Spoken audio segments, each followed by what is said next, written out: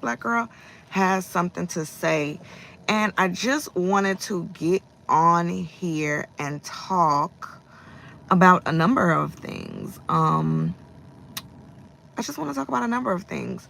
I'm trying to see, where can I start? Oh, I know where I can start. And I'll start there, and then I'll save some for tomorrow, because I am being intentional about going live more over here on YouTube as opposed to TikTok, because I don't want to get like strikes on my account and things like that. So trigger warning, this is going to talk about abuse and what that looks like. And so, as if you're not on TikTok, then this might be new news to you, or you might be out of the loop. But there is a podcast show called Tonight's Conversations, where many people, it's a group of them, they get on, they talk about relationship advice. Somebody who I followed her for a while, Keita Rose. My introduction to her was like, she be kind of like talking real aggressive at the camera, and the women don't be liking that. But yet and still, it is what it is. What she's saying is not true. Maybe the delivery might be a little too much for your blood pressure. I know I've been told that it's not what you say, it's how you say it, and it's spicy.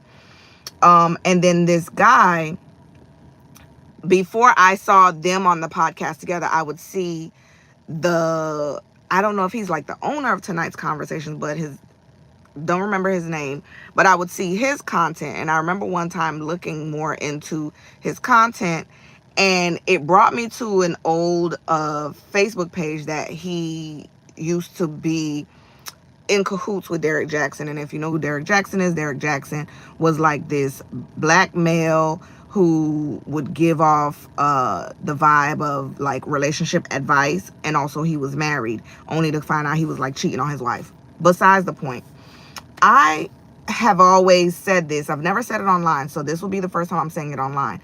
I have plenty of conversations with people offline, and we have good conversations, not necessarily discourse, but to my community offline, I'm able to tell them like what I feel about certain things. And I'm always big on, when men are just giving advice to women, something about them always is off. Like, do y'all not notice that? And that is like a big thing for me. So think about it like this. And this is going to go more into what I believe about groomers and pedophiles and all of those things. So trigger warning. And these are my opinions. Okay. The opinions of Black Girl Say Something. So when a male, like say on a podcast, all they want to do is give advice to women, advice to women, advice to women, I'm always a little bit leery of it when they cannot say what they have done to women or how they have grown from the advice that they're giving to women about women. And I use, his name is drawing a blank in my brain right now. Because I like to think about, oh my God, I'm subscribed to his YouTube, but there's a man who is on YouTube, Tony Gaskins. He gives women advice, but he also is able to tell you where he came from point A to point B to be able to give you this advice. You get what I'm saying? So like a man talking about, oh, men are narcissistic, men do this, men do that, women look out for men. The thing is, what kind of man are you? What kind of man did you used to be? Tell us about that and how you came to this conclusion. So when they are giving all of this advice to women without showing the cards of who they really are, I'm always leery of that. How does that tie in? You probably like, Black Girl, how does that tie into grooming? I'll tell you. Think about, as a Black girl, think about the men who would try to act like they know about pop culture, like the older men. Say you're 14, 15. For me, it really started at about 16. Because I was like more of like a keep my head down and just go about my day kind of thing. And there was a young a lady on TikTok. She was talking about her experience. She was like, as all of these things are coming out about abuse and things like that, she said she read to us an excerpt that she wrote about her experience when she was 14, I believe, when she was 14, and how an older man did something to her. And so when we're talking about like girls should know better, women should know better, you actually don't know better. And so you end up in a situation that is abusive. You end up in a situation where your boundaries are crossed. You end up in a situation that is not safe. And how do you end up there? A lot of times you don't know.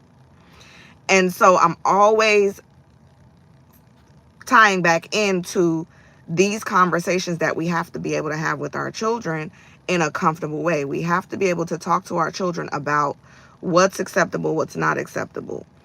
And going into like being 16, you would have older men, substitute teachers specifically at the high school, who would act like, oh yeah, so I hear what's going on with you and so and da da da da, and if that was me, I wouldn't do it like this. And they would try to befriend you, or they would try to give you all of this advice based off of their experience, but they're really trying to find likeness and commonality with you in order to groom you so that they can do other things with you and be other things with you. And so I'm always mindful. I'm trying to get some light in here. It's like all of a sudden it wanted to get dark. Yeah. All of a sudden it wanted to get dark because of the it's raining. It's like darkness.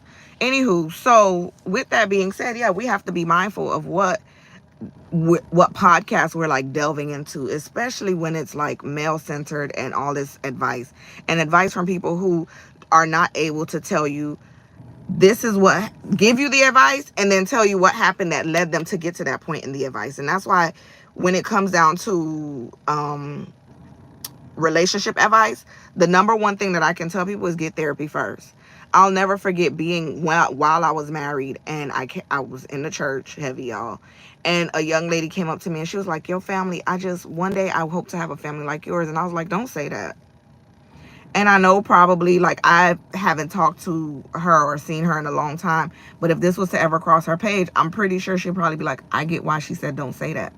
Because people tend to idolize and want to emulate the things that they see, when in reality it's like, you don't know the hell that I'm going through behind the scenes. You don't know, I hate being married. You don't know that I hate this relationship that I'm working so hard to keep together, and it's working against me in every which way. You don't know that. All you see is that, oh yeah, when Christmas time comes, we take really cute Christmas pictures, and when we go out, we dress in matching outfits. And no, it's more to it than that. It takes two people working together for the same goal. And the reality is, one of us was working towards the goal of staying married, while one of us was working towards the goal of not being married. And it hit me like a brick a couple days ago. I was just thinking, I was like, dang, you know what's crazy? And I've said this offline before to my people, and when it hit me, I was like, I'll talk about it on the podcast. There's people who get into arranged marriages. Why do arranged marriages last? Because the two people know that the goal is to get married and be married and stay married. Now, I don't know if they're perfect, because it ain't got to be perfect, but guess what? They work diligently at staying married, because getting married is one thing. Staying married is the work. Like, registering for school is one thing. You can register for school, but once you get accepted, you got to stay in school. You got to work hard to stay in school and finish the assignment. You see what I'm saying? So for me, getting married wasn't the goal, but getting married made sense if we're going to be talking about buying a house. And it's a business. It was a lot of transactions that this person wanted to fulfill with me. And I'm like, that only makes sense if we're married, because why would I want to do those things with you if we're not married? Why would I want to have more children? We already had one child prior to being married. Why would I want to have more children if we're not married? And so, nobody married with the intention of getting divorced. This is why when people say, oh, well, it's typically people without money, without resources, I should say, not even money. People without resources have a different outlook on marriage. They'll be like, oh, well, getting a prenup is you anticipating that you're getting divorced. No, getting a prenup is protecting me from the fact that the person who you married is probably gonna try to F you over at the end of the day, because they want what you have. They see what you built. You might have built it while you were together, but why not let me keep the thing? And for me, the thing is, why not just let me keep the house? Because I have the children. So holistically, it's getting to a space where you can identify who to take advice from.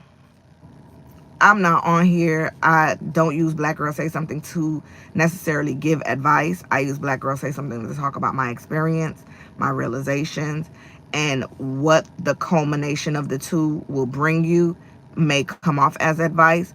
But in reality, I'm just documenting my growth. I'm just able to look back and say, hey,